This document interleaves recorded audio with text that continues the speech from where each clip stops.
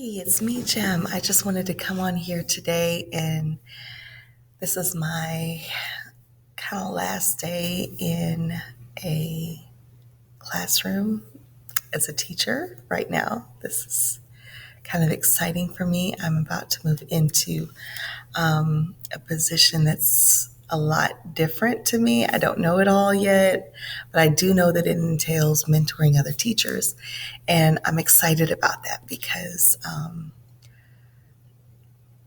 I have a lot of talents, but I've not always had the ability to share it with other people.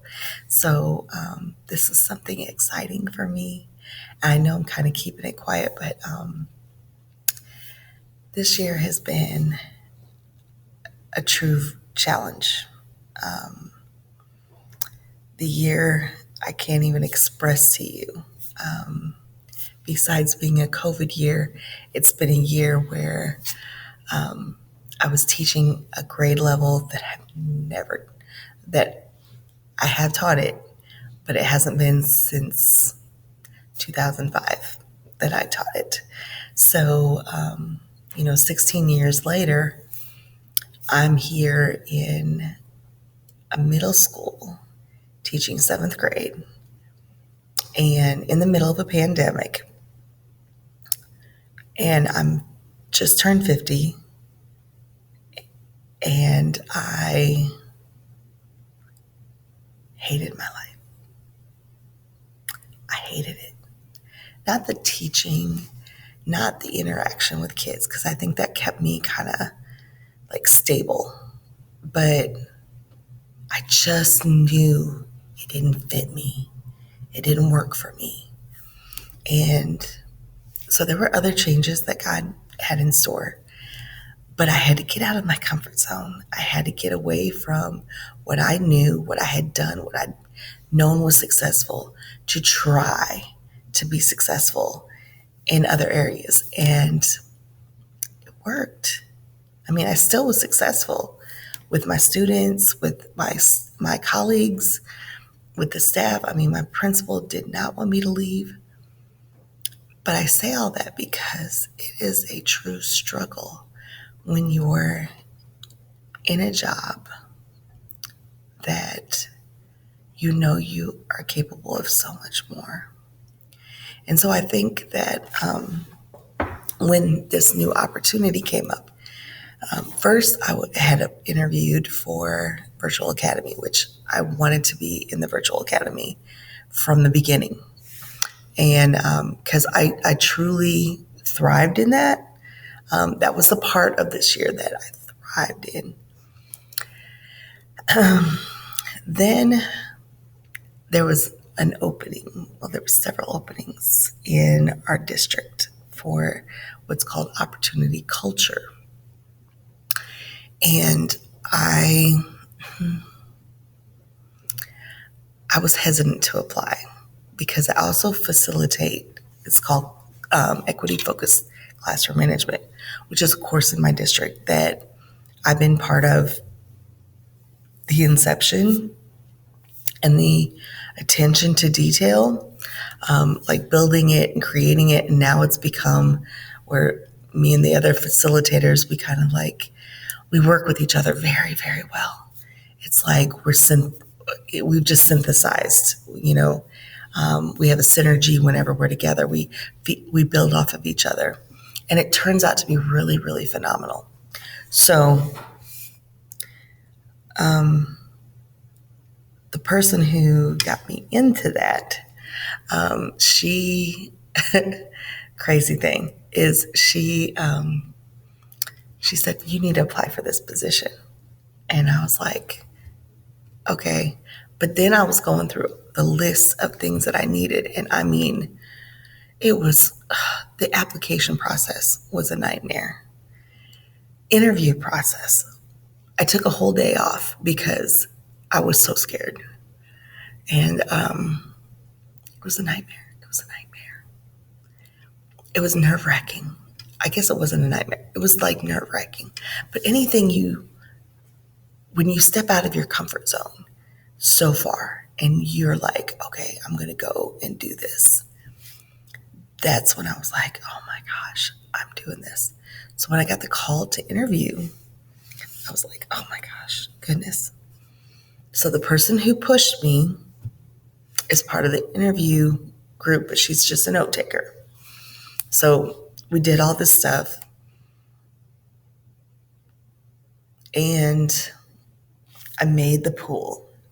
Okay, so what that means is I became one of the qualified candidates that the administration can look at to talk to for the actual positions in their building. But there's a pool that you have to get in first. Okay? So it's a group of us. I don't even know how big the pool was. I know there was not that many applicants the first round. They had to extend the closing date. So we had first picked those of us that hit the deadline. But, there was another week added for other teachers to get their stuff together. So, long story short, I did not interview with anyone. I had set up an interview, or a principal had set up an interview with me. And I was like, oh, I got an interview.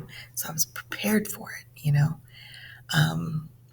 I knew that I could do it. It's going to take an hour and a half. Knew I was going to do it.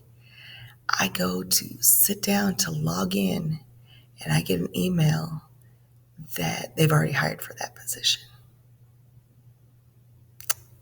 Yeah.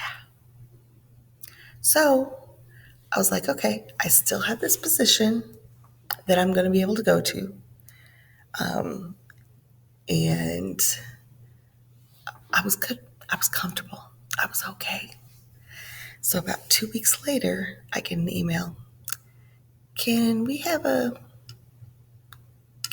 do an interview for you for this position? Would you like to schedule an interview for this? And I was like, oh, I don't want to go to that school. There was one school like I just didn't want to go to. But I was like, okay, I'm going to go to the school, and I'm going to go to the interview.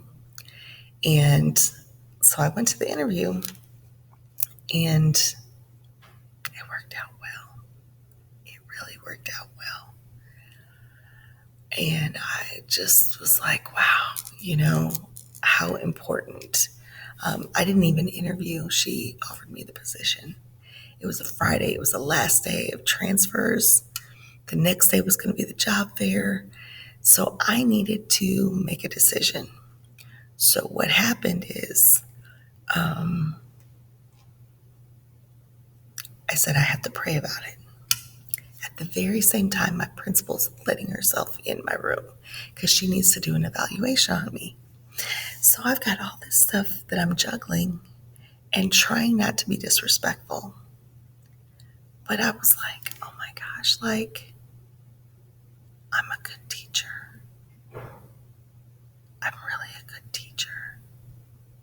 And I think that was when it hit me because my principal is telling me, the principal I'm leaving is telling me that she really wishes that I wasn't going, and she hoped that it would work out, for me, that but, there was a job if I wanted it. I said, oh, really? So I had two other opportunities, and God just said, I've created the job that you asked for. Because I've said this for the last 3 years. There is going to be a job that is created just for me, that it is a no-brainer that this is for me. And that's what this position is. It's really a no-brainer. And I'm really blessed. I'm excited and nervous at the same time. The likelihood of me really going back in the classroom is real, but it will be high school. It won't be middle school. And I'm okay with that. But anyway, I just wanted to share my current process in education, my current position, because teaching is something that's in you, that you can't fight it. Today is the day that we're actually going to be having our end of year celebration, and we're finding out who's retiring, who's leaving, who's the teacher of the year, who's coming in, all those type of things. And so it'll be really interesting